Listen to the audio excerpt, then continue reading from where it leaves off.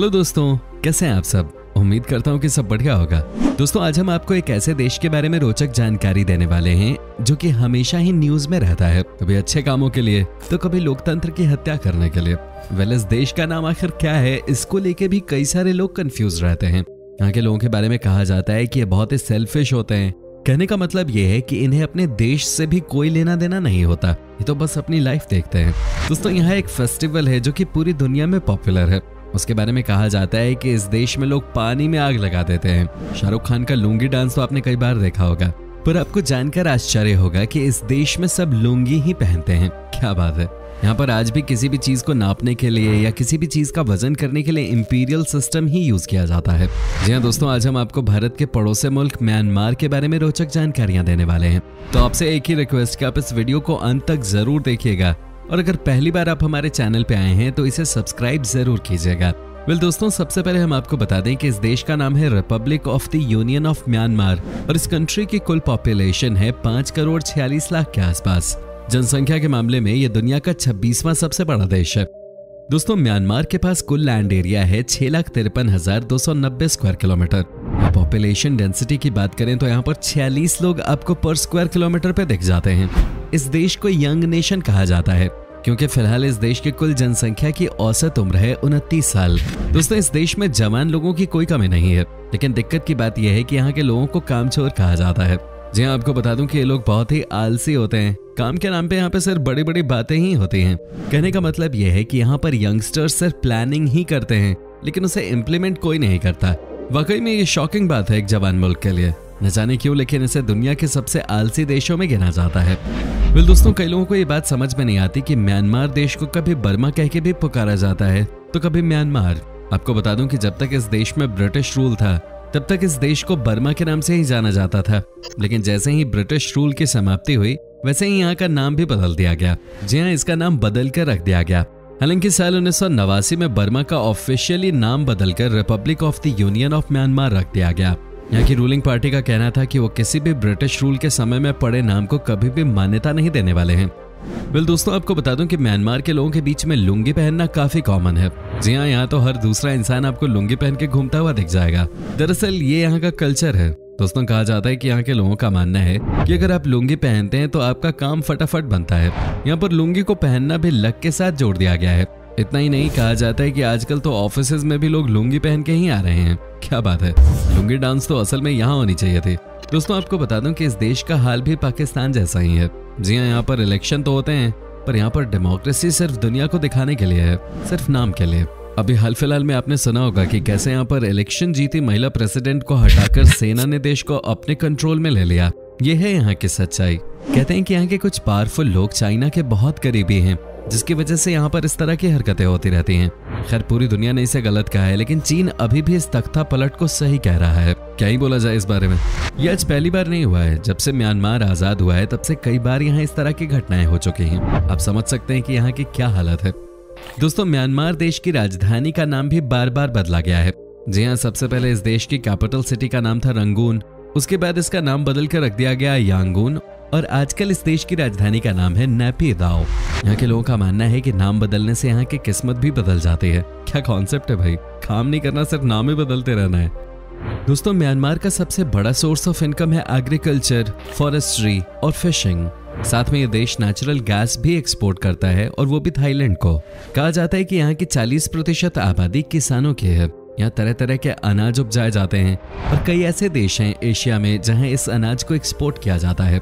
वहीं एक बात जो सामने आई है वो ये है कि पीछे से इस देश को चीन का सपोर्ट रहता है, और यही वजह है कि इनकी इकोनॉमी बची रहती है।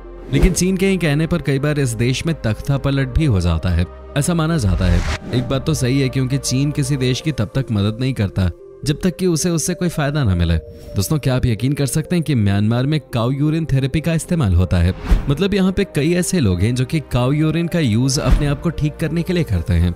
आपको बता दूं कि ये डायरेक्ट भी गाय का यूरिन पी लेते हैं, क्योंकि इनका मानना है कि ऐसा करने से ये ठीक हो जाएंगे। दोस्तों, बात तो यहाँ तक की जाती है कि यहाँ के 50% लोग सुबह सुबह काऊ यूरिन से अपनी आंखों को साफ करते हैं, ताकि कभी इन्हें आंखों की परेशानी ना हो।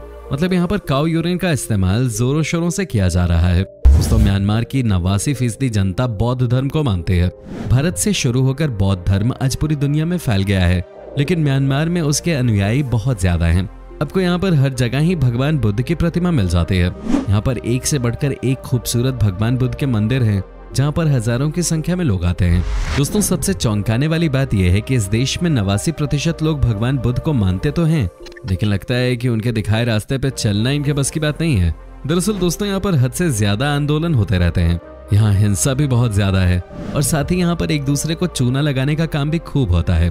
कहने का मतलब यह है कि म्यांमार देश में बहुत सारी चीजें ऐसी हैं जो कि नहीं होनी चाहिए, लेकिन फिर भी यहाँ पे खुलेआम होती हैं और इन्हें रोकने वाला कोई नहीं है।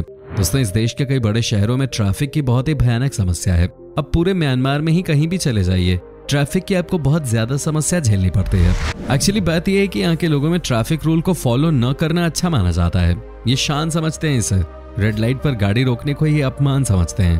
तभी तो यहाँ पे हमेशा ट्रैफिक जैम्स की समस्या लगी रहती है। दोस्तों, म्यांमार में रेगिस्तान के अलावा सब कुछ है। सब कुछ बोले तो यहाँ की भौगोलिक खूबसूरती बेजोड़ है। पहाड़ियों की श्रृंखला, झरने और झील यहाँ की खूबसूरती में 4 चांद लगाते हैं। ये बात सच है दोस्तों कि नेचुरल ब्यूटी के मामले में इस देश की बात ही अलग है। यहाँ के बारे में कहा जाता है कि अगर इसकी अच्छे से देखरेख की जाए तो इस देश को दुनिया का बड़ा टूरिस्ट अट्रैक्शन बनाया जा सकता है। लेकिन यहाँ की तो बात ही अलग है। यहाँ तो बस लोग पॉलिटिक्स करने में ही बिजी हैं। अदरवाइज इसमें कोई शक नहीं है कि ये बहुत ही खूबसूरत देश है।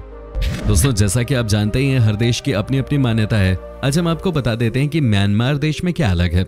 यहाँ पर गर्भवती महिलाओं को केला और मिर्च खाने की मनाही है।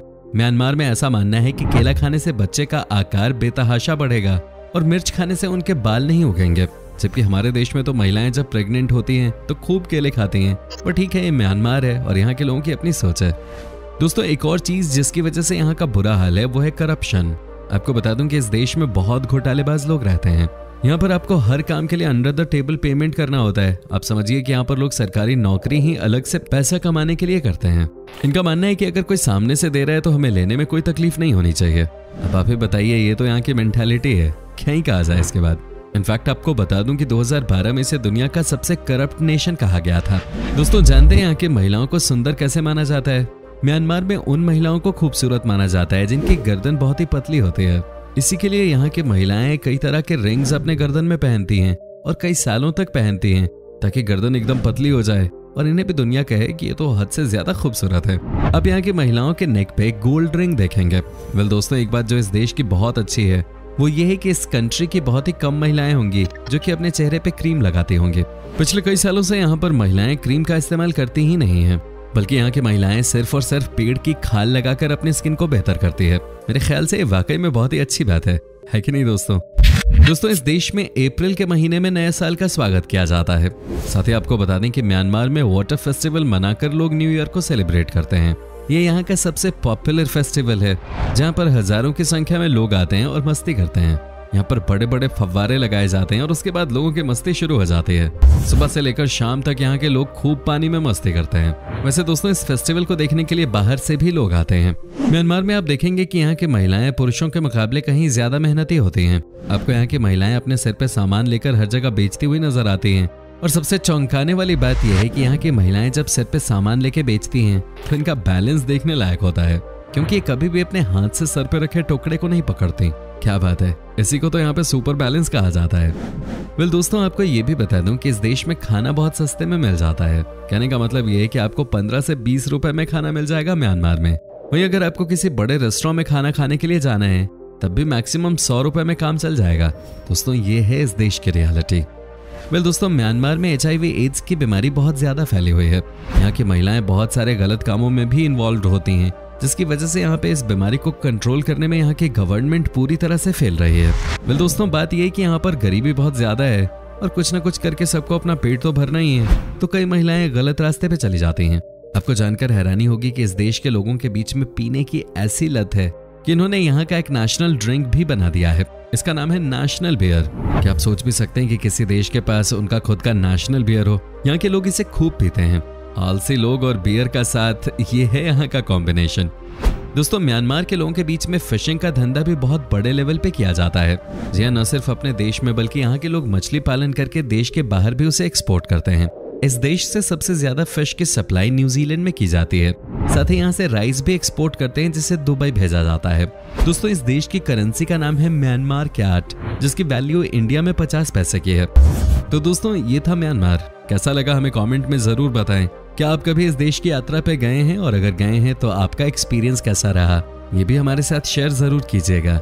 हम उम्मीद करते हैं कि हमारे द्वारा उपलब्ध करवाई गई जानकारी से आप सेटिस्फाइड होंगे। वीडियो अच्छी लगी हो तो इसे लाइक कीजिए। अगर आप ये वीडियो YouTube पे देख रहे हैं तो चैनल को सब्सक्राइब कीजिए, और अगर Facebook पर देख रहे हैं तो हमारे पेज को फॉलो जरूर कीजिएगा। फिलहाल मिलता हूँ आपसे अगली वीडियो में, तब तक के लिए bye bye and take care.